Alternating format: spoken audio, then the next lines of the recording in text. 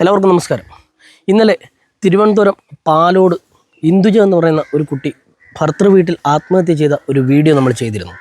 ആ കേസിൽ പുതിയൊരു വഴിത്തിരിവുണ്ടായിരിക്കുകയാണ്. ആ കേസുമായി സംബന്ധിച്ച് ഈ പറയുന്ന ഇന്ദുജയുടെ ഭർത്താവ് അഭിജിത്തിനെ പോലീസ് കസ്റ്റഡിയിലെടുക്കുകയും അഭിജിത്തിൻ്റെ മൊഴിപ്രകാരം അഭിജിത്തിൻ്റെ കൂട്ടുകാരനായ അജാസാണ് ഇന്ദുജയെ മർദ്ദിച്ചതെന്ന് പോലീസിന് അഭിജിത്ത് മൊഴി കൊടുത്തിട്ടുണ്ട്. ഈ അഭിജിത്തും ഇന്ദുജയും ഈ അജാസും ഇക്ബാൽ ഹയർ സെക്കൻഡറി സ്കൂളിൽ ഒരുമിച്ച് പഠിച്ചവരായിരുന്നു. ഈ അജാസുമായിട്ടുള്ള സുഹൃത്ത് ബന്ധം അഭിജിത്തിന് ഒരു തരത്തിലും ഇഷ്ടമല്ലായിരുന്നു. അതിൻ്റെ പേരിൽ അഭിജിത്ത് ഈ ഇന്ദുജയെ സ്ഥിരമായി മർദ്ദിക്കാനുണ്ടായിരുന്നു. ഇപ്പോൾ ഈ മരിക്കുന്നതിന് 2 ദിവസം മുമ്പ് ഈ അജാസ് ഇന്ദുജയെ ഒരുപാട് ഉപദ്രവിക്കുകയുണ്ടായി. അതിനുശേഷമാണ് ഇന്ദുജ ആത്മഹത്യ ചെയ്തിരിക്കുന്നത്.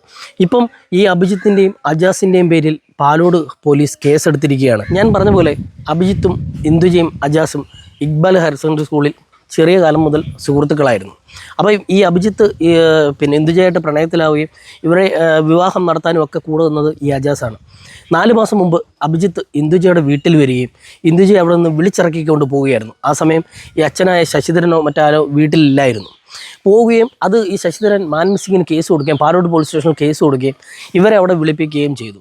ഇവിടെ വിളിപ്പിച്ചതിന് ശേഷം അവിടെ വെച്ചൊരു മധ്യസ്ഥതയിൽ ഇവർ വിവാഹം കഴിക്കാം എന്ന് പറഞ്ഞ് അവിടുന്ന് പോവുകയായിരുന്നു. പക്ഷേ ഈ 4 മാസമായിട്ടും നാളിതുവരെയും ഈ അഭിജിത്ത് നിയമപരമായിട്ട് ഈ ഇന്ദുജയെ വിവാഹം കഴിച്ചിട്ടില്ല. അങ്ങനെ റെക്കോർഡിക്കലിൽ ഒരു കാര്യവും പറയുന്നില്ല.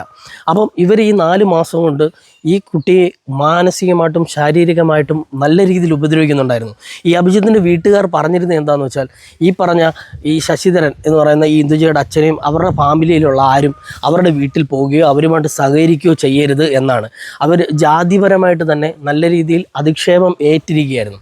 അതിൻ്റെ കൂട്ടത്തിലാണ് ഇപ്പോൾ ഇതിനകത്ത് അജാസ് എന്ന് പറയുന്നൊരു വ്യക്തിയും ഇവരുടെ ബന്ധത്തിലേക്ക് വരുന്നത്. ഈ അജാസാണ് ഏറ്റവും കൂടുതൽ ഈ പറയുന്ന കുട്ടിയെ ഉപദ്രവിച്ചത് എന്നാണ് ഇപ്പോൾ മൊഴി കൊടുത്തിരിക്കുന്നത്. അഭിജിത്ത് പോലീസിന് മൊഴി കൊടുത്തിരിക്കുന്നത്.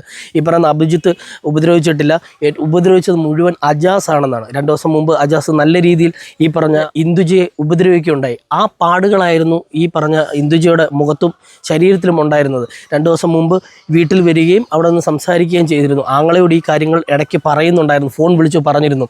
വീട്ടിൽ ഈ പറയുന്ന അഭിജിത്തിൻ്റെ വീട്ടിൽ കുറച്ച് പ്രശ്നങ്ങളുണ്ട്, ഞാൻ നേരിട്ട് കാണുമ്പോൾ പറയാം എന്നാണ് ഈ ആങ്ങളയോട് ഇന്ദുജ പറഞ്ഞിരുന്നത്. പക്ഷേ ഇതിനിടയിൽ എന്താണ് സംഭവിക്കുന്നത്? അല്ലെങ്കിൽ ഈ പറയുന്ന അജാസ് എന്തിനാണ് ഇവരുടെ കുടുംബത്തിലേക്ക് വന്ന് ഇവരുടെ ഒരു ബന്ധത്തിലേക്ക് വന്ന് ഒരു വില്ലനായി മാറിയത്? അജാസാണ് ഇതിലെ 1-ാം പ്രതി. അജാസിൻ്റെ പേരിൽ ഈ പറയുന്ന പാലോട് പോലീസ് സ്റ്റേഷൻ പോലീസുകാർ കേസ് രജിസ്റ്റർ ചെയ്തിട്ടുണ്ട്. ആത്മഹത്യ പ്രേരണ കുറ്റത്തിനും അതുപോലെ തന്നെ മർദ്ദിച്ചതിനുമെതിരെ കേസെടുത്തിട്ടുണ്ട്.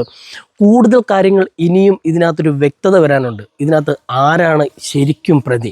അജാസിന് എന്താണ് ഇവരുടെ ഇതുമായിട്ട് സുഹൃത്താണ്, ഓക്കെ, സമ്മതിച്ചു.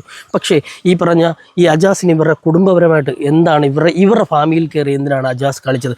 എന്തിനാണ് ഭർത്താവുള്ളൊരു യുവതിയെ ഈ അജാസ് മർദ്ദിച്ചത് എന്നൊക്കെ ഒരുപാട് കാര്യങ്ങൾക്ക് വ്യക്തത വരാനുണ്ട്. എന്തായാലും BSc നേഴ്സിംഗ് കഴിഞ്ഞ ഒരു വിദ്യാർത്ഥി, അതായത് സമൂഹത്തിനും നാടിനും എല്ലാം മാതൃകയാവേണ്ട, നമുക്കെല്ലാം ഉപകാരപ്പെടേണ്ട ഒരു നേഴ്സാണ് വീട്ടിൽ തൂങ്ങി മരിച്ചതായി നമുക്ക് കാണാൻ കഴിഞ്ഞത്. എന്തായാലും പാലോട് പോലീസുകാർ ഇതിന് നല്ല രീതിയിൽ അന്വേഷിക്കട്ടെ, കുറ്റവാളികളെ ശിക്ഷിക്കട്ടെ. ഇതിൽ ആരാണ് പ്രതി? അതായത് അജാസാണോ അഭിജിത്താണോ? ഇപ്പം ആകെ പോലീസും കൺഫ്യൂഷനിലാണ്. ഈ പറയുന്ന അഭിജിത്ത് കൊടുത്ത മൊഴിക്കകത്ത് അജാസാണ് മർദ്ദിച്ചതെന്നാണ് പറയുന്നത്. എന്തായാലും കുറ്റം തെളിയണം. ഈ പറയുന്ന ഇന്ദുജയ്ക്കും കുടുംബത്തിനും നീതി കിട്ടണം. കേസ് നല്ല രീതിയിൽ അന്വേഷിച്ച് കുറ്റക്കാർക്ക് വേണ്ട ശിക്ഷ വാങ്ങിക്കൊടുക്കണം എന്നാണ് നമുക്ക് പറയാനുള്ളത്.